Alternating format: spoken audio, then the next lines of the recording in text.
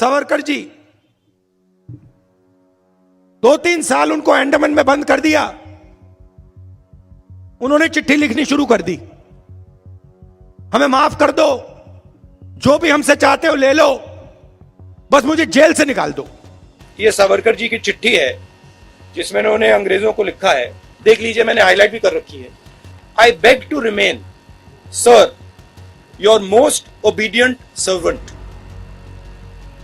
VD. Savarkar.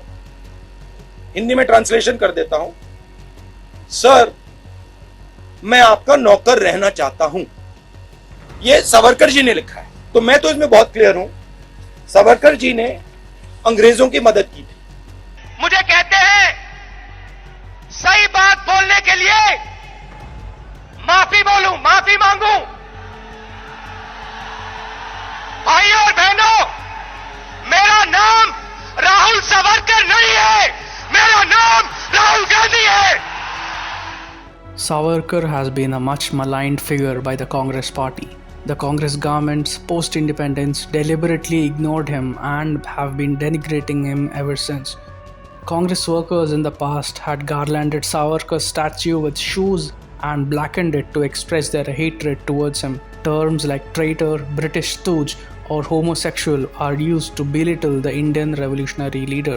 They attribute it to Savarkar writing mercy petitions to the British when he was languishing and enduring inhumane torture in the Andaman cellular jails. Savarkar was imprisoned for 27 years after being awarded 2 life sentences for his revolutionary activities conspiring to overthrow the British rule in India.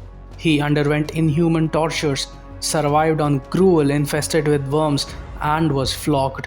He was made to pound coir with his bare hands and press oil all day long, being tied to the mill like a bullock. He had no access to sunlight, no medical facility, and no contact with the external world when he was kept in 6 months solitary confinement. To keep his spirits up, Savarkar would compose poems and write them with his nails on the walls of his cell. His jailers would repaint the walls and Savarkar would begin scratching on them again. During his time at Andaman, he wrote several petitions demanding prison reforms and better conditions for political prisoners. In none of these petitions does he ever say he was apologetic of his revolutionary past. After the closure of Andaman Jail, Savarkar was deported to Ratnagiri prison in May 1921, where his ordeal continued. The facilities for which he struggled to get in Andaman were all stripped off him in Ratnagiri. This had pushed him to extreme agony and he had even contemplated suicide. In such a state of mind, a broken and dejected Savarkar wrote a petition on the 19th of August 1921, considering even political renunciation.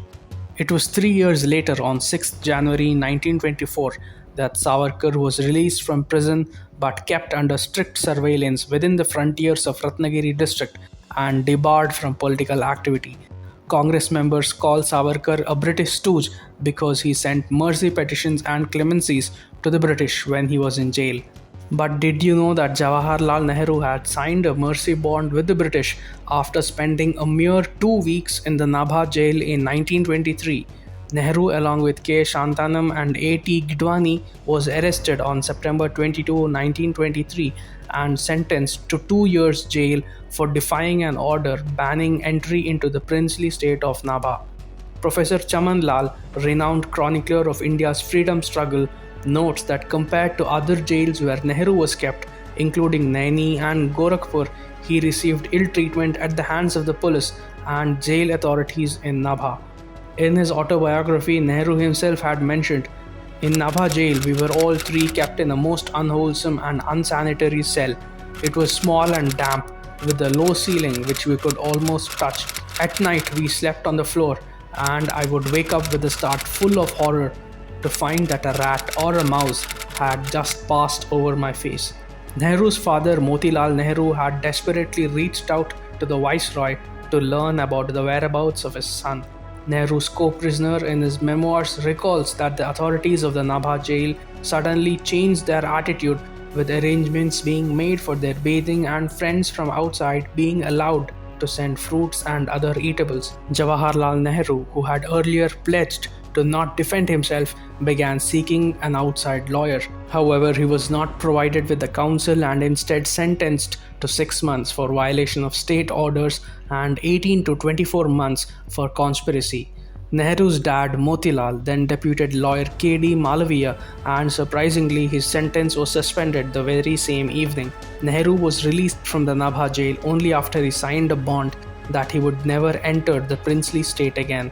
When violence broke out on February 21, 1924, during which 19 Sikhs were officially believed to have been killed, Nehru's aide Acharya Gidwani had visited Jaitu to help the wounded.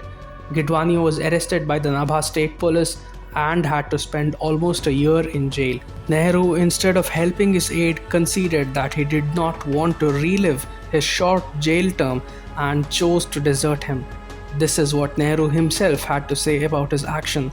"I took shelter behind the advice of friends and made of it as a pretext to cover my own weakness. For after all, it was my own weakness and disinclination to go to Nabha Jail again that kept me away, and I have always felt a little ashamed of thus deserting a colleague. As often with us all, discretion was preferred to valor." While Congress calls Veer Savarkar, who had endured unimaginable torture at cellular jail, as a traitor for writing mercy petitions to the British, what should Nehru be called then?